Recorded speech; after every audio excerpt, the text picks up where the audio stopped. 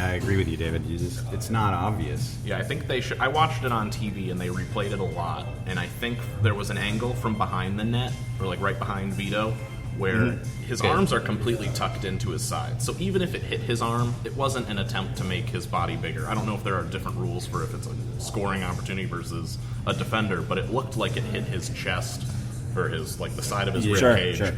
And I mean, from what I know, the rule is you just can't make yourself bigger. right. So, And I agree with all that. I mean, it was just a bang-bang play. I mean, you could call it, it was like a pinball. It just went bang-bang. I don't even think he knew it was happening when it was Tommy Thompson scored that. Yeah, one. Tommy Thompson. Yeah, that went in, and his face was like, "What just happened?" Former governor of Wisconsin, right? Tommy Thompson. Yeah. And a former attempted presidential run. Exactly. He looks a lot younger than he used to look. He was kind of old when he was governor, but now he's looking great. He's looking spry. Oh, I haven't seen him in a long time. Looking spry. Yeah. So we get that goal at the end of the half, and so we're tied up 1-1. It was a bit of a letdown. It was. I mean, even though you mentioned the possession, but it still felt like a good half from the Loons. Yeah. But, it was a bit of a letdown. But there you are at halftime. Mm-hmm. Anybody's game still. We come out of the half, and Boxall gets a goal early, which watching the replays, he was way far up. I mean, he was. I don't know why he was that far up. That's one thing I actually did want to bring up, Tony. Yeah. Thanks. And then maybe David or Griffin can get into it. But yeah, he did have loads of space, and so he took the ball all the way up the field, and that's something that's going to happen with San Jose. I know we talked about it earlier in the season with their kind of man-on-man or man-marking defense, however you want to call it. There's always one man who's open. Well, and I think you add to that the fact that San Jose were also playing a 4-2-3-1 formation, which kind of mirrored ours. So that means you got Wando up top, but he's going to have to contend with the two center backs. Yeah, and then he can only pick one. And if you bring another guy back, you can create the open man and the space. And so they really took advantage of it. I thought on Wednesday in San Jose. So. Yeah, and I saw a lot of Twitter comments about how we got lucky, but Adrian Heath said that he drilled this concept into them during training. This is how San Jose plays. This is what we need to do to fight it. And the center backs were, even from my view, the center backs were pushed super forward. Yeah. I mean, our line was crazy O'Hara high. And Boxall were past midfield. Yeah, and it totally shows, and I've seen this a couple times, that people have suggested that Adrian Heath might have just shown everyone in the league how to beat San Jose. Because it's exactly what you have to do. You have that one guy who's always going to be open. It's going to be a center back. So if you have an athletic center back that can push forward. Now, I think Boxall got a little lucky with the fact that he basically assisted himself. If we talk about the goal, the play was there. He wasn't shooting. He was looking to pass it, lay it off. Exactly. It actually took a deflection off a defender right back to himself. Yeah. And then he finished it nicely. I mean, it was a 1-2 and credit Boxall. I don't think he was thinking about scoring initially. Obviously, he wasn't. But credit Boxall for being in the right place, getting that rebound because he continued his run and was just right there for it. So just like the natural 10 he is in that situation. And I think that I know Taylor Twellman and I think some other commentators had talked about Matias Almeida, the new San Jose coach, had that man marking system, and some have even called it a little of an outdated system. With the new game and how people are just your center backs can have pace and fast. Yeah, and so I would totally believe Adrian Heath kind of hitting that point home and making that goal to attack that formation and that tactic. And I think that's something that we have the benefit of this year is our center backs are actually pretty mobile. I mean, Boxall's probably the slowest. Yeah. So it was interesting that he was the one that ended up doing it. But I mean, in terms of Kelman, in terms of Opara, I've even seen Wyatt do it a little bit. They're pretty mobile. I mean, I wouldn't put him as a striker, right? But they're still, they've got some speed. They've got some ability to at least fight off a defender. as they're moving forward. I think we're a really good example of how the defensive lines are changing with just new game. It is, yeah. And we have, I mean, like you said, Griffin. I mean, it's the game has changed. Back a while ago, those defenders were just guys that sat back there and they were just there to defend. They were not there to do anything else. They might go up a little bit, but not as far as defenders now are going up.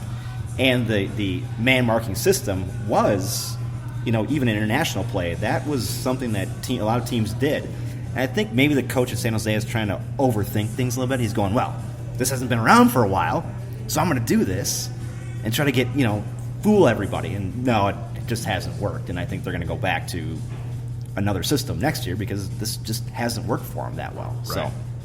Right. So we're up 2-1, and I think we're all feeling pretty good at this point. And there's some time left, but this was around the time that I pulled something in my back. Oh, I think it was that goal, actually. so you weren't cheering anymore? I mean, I know I was still cheering. And let's. However, it was painful, and it was muted. even It was more like painful more- the next day. Yeah, it was. But you're as a fan of balloons, it's kind of natural maybe to feel comfortable with a lead at Allianz. I mean, it's a they've had success there. There's no doubt. Although I think we have to give some credit down the stretch as we talk about the rest of the second half to who we credited, and not just we. I think everybody credited Minone as being the man of the match. He made some brilliant saves. He did, and he was under pressure all game. I mean, we had I'd like to point 8 out shots that on target. I'd like to point out that only you two credited Minone as man of the match. Oh, I'm sorry. What was yours? Mine was Dotson. Okay. And the whole reason I picked Dotson was because being in the wall and they were attacking your guys' goal, I got to see a lot of Dotson. Oh. And I just thought he was really good. And I even thought about Gasper because those two guys were just killing it on defense. And actually, I think now that I think about it, I think you misinterpreted my text. I think I meant to say something like, credit to Minone, but I'm going to give it to Iko Para. Just to be different, because he really? did have a good game. I completely as well. misinterpreted He that. was one of the, if I'm looking at stats, but Vito had 7 saves? Something. He Yeah. had more. Was that? No. I mean, I'm looking at the stat now. San Jose had 27 shots, only 8 on target, 8 which on is still target, respectable, but 27 total. I mean, And I guess that's- with 65% possession, you would expect similar Exactly. numbers, but But he was getting bombed all game, and he really showed why we need a competent goalie other than who is what's his name still on the team? Shuttleworth. Shuttleworth He is still on the team. Apparently, I think he still has a quote-unquote knee injury. Okay. Okay. Yeah. But I think Dane St. Clair has always been suiting up as the Yeah, backup. exactly. Yeah. So, I haven't even seen Shuttleworth. It's like Shuttleworth, like all of a sudden we get Vito, we draft St. Clair, and then Shuttleworth's just like the forgotten man that's kind of on the roster, but he's kind of like the ghost. And we talked, or at least I think one of us brought it up. We did about before the season started. We're like, well, we just drafted a guy that everyone wanted. from Maryland, where same coach as Zach Steffen. Exactly. The Canadian version. He's not American. Right. I mean, I think it'll be interesting. You need three keepers, so I would assume that Bobby will be with us the rest of the season. But it'd be interesting to see if something odd happened in midseason at the window. But having Vito, I mean, it's been a total he's been great this year, and it'll be obviously he's a 1-year loan, so it'll be interesting to see what they decide in the offseason. I really hope they just give it to St. Clair. That's what I hope too. Yeah. But I mean, Vito's been fantastic. So even on his worst days, he's been pretty good. Vito's getting bombed like all game, and even at 2-1, like you're saying, Allianz Field, you're up 2-1. I think that we're feeling pretty good about ourselves. But they did put the icing on the cake at the end of the game with Molino in extra time. Yep, and that was Opara and Toy. Actually, Toy had a nice. They both were credited with an assist on that, but I think it was Opara, or actually it was Toy's had a nice hard tackle, got it to freed Opara, and then outside the foot pass to Molino. Yeah, and Toy, he's just another. We're talking about him in this game and previous games as a super sub. He's done a tremendous job. And, that pass by Opara, he is a center back. Mm-hmm.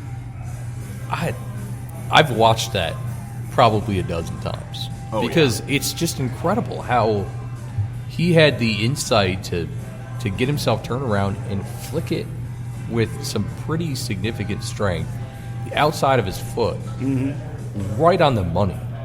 I mean, I think Ike Opara is hands down one of the most just generally athletic players in the league. Yeah. My brother lives in Kansas City, so we used to go to a lot of Sporting KC games, and I think we went to the first MLS competitive play Sporting KC Minnesota game in Kansas City, and it was when Ike Opara scored like a 20-yard kick from outside the box past Shuttleworth.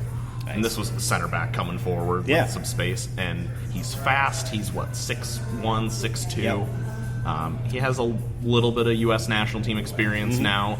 I mean, he can play very well. He's fast. He's strong. He's great on free kicks, on corner kicks. He can get in there and kind of mix it up and do some headers and stuff. I mean, they said that was his first brace back against in his entire career, just getting up, and I love it. I think it was one of the greatest moves they've made. Yeah. And, you look at Sporting and what's happened to them this season. And, obviously Toronto had one of those seasons where they won the MLS Cup and then completely, I don't know what they did the next season where they ended up finishing. Did they finish last? Or was it close? I think they were very close. And I think that is a symptom of the CONCACAF Champions League as well. Sure, yeah. But, I think they got rid of a few key pieces. And so now here you have Sporting, who decided, Ike was too expensive, which, I mean, I don't know if we paid him what he wanted to be paid from Sporting or not, but they let him go. Mm-hmm. And look at how they've been. I mean, they're slowly starting to climb up the table a little bit. And I think I saw a statistic. They've already let in more goals at home than they ever have in a season. Ever. And it's only, a little over halfway through? You lose that leader on your defense. And I think Ike is a leader of a defense. You lose that leader, and bad things are going to happen to you. Right. Yeah, I think they made the wrong decision, and Minnesota, and I will even admit, I was questioning that signing. Oh, I did too. Because just how we're so old as a squad. But, they made a bad decision, we made a good decision. Yeah. That's the way it works. We are kind of, the Molino goal, though, we have to talk about what happened after the goal. Right. Because the shirt came off. Yep. Got a yellow card. Got a yellow card. Montreal was, or not Montreal, San Jose was pissed. Yep. They weren't very happy at all with his little celebration at the end of the game. My thought is he iced the game for him. He was excited. I don't know. It's a celebration. There were a lot of people there were Minnesota fans that were upset with that celebration because they felt it was too me. Well, my God. He scored a goal. He's coming back from ACL, his second or third? I think second on the same knee. Yeah, second on the same knee, third overall. Yeah. And he's basically missed, 14 months. All of a sudden, he's coming in. He's finally getting going. Yeah, for club and country, I think, over the last month in the Gold Cup. I mean, he's been working his ass off. He's looking very strong. And he did a one-timer. It wasn't like he brought it down and dribbled a little bit. He did a one-timer on a crazy pass that I give credit to Opar for. He iced the game. Let him. You know what? Let him and celebrate. I'm not necessarily disagreeing with you guys, but I will say, maybe part of the frustration was, of course, that drew a yellow card. Yeah. I believe for that, removing your shirt. That kind of well, celebration. luckily, accumulation, he doesn't have to worry about it. I guess at that point. But that was the fifth yellow card for Minnesota at that point, because late in the second half, first half, I should say, Finley got one, and that was followed by Gregus, Quintero, and Ozzy. and then finally Molino for the 5th yellow card in the game. Those are going to add up eventually. Yeah. I'd like to know how many yellow cards we have. Total, yeah. Because I bet we've got quite a few. Wait, Yeah, what we're up is there. what is the